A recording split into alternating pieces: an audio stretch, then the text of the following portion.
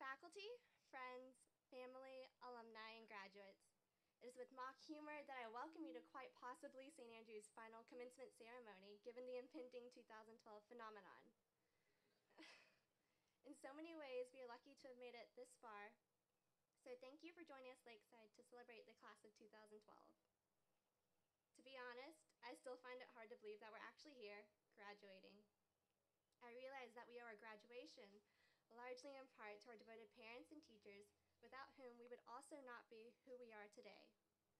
To our parents who saw us through our formative years, although they are not yet over, I commend you for treading the rough waters of middle school sass and antics, and undoubtedly upper school consternation and languor. With your constant support and encouragement, we made it through stoichiometry, trigonometry, and of course, AP English.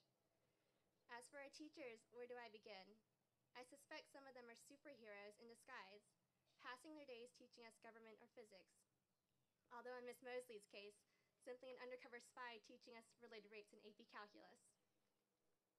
From integrating a differential magnetic field equation tag team style with Coach Applegate to get the solution, to translating Aeneas's untimely, heartbreaking departure from Dido with Miss Ricks. Our teachers have expanded our horizons and taught us that our preconceived limits were, well, wrong. However, also worth noting are the lessons our teachers gave us outside of the classroom. Whether they acted as kind listeners or offered keen advice, they have instilled in us the honor and responsibility to be better people.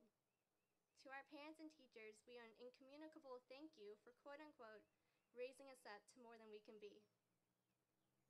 So, my fellow graduates, here we are at what may be the last time we are all together as a class, and I only have a few things left to say.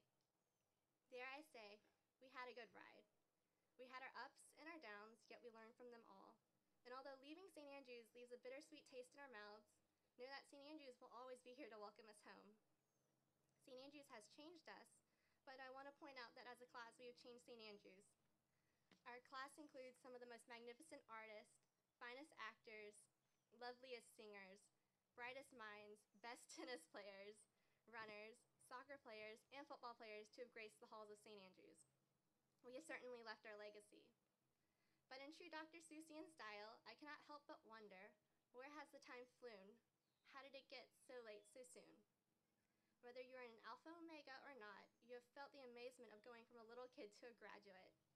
My dear classmates, our time at St. Andrews has regrettably been quickly coming to an end, and we knew it the first day we stepped on campus as the ruling seniors. Every day we inched closer, and now we stand at the edge of the abyss, looking out at the vast expanse of the great unknown. However, this is not the end of our story. In effect, it is just the beginning as we ready ourselves to face new people, places, and challenges. We are filled equally with giddy anticipation and apprehensive uncertainty as to what the future holds for us. But coming out of St. Andrews, we are prepared and capable to take on the hurdles of starting somewhere anew. Though we are sure to falter in our initial steps in these new places, do not worry.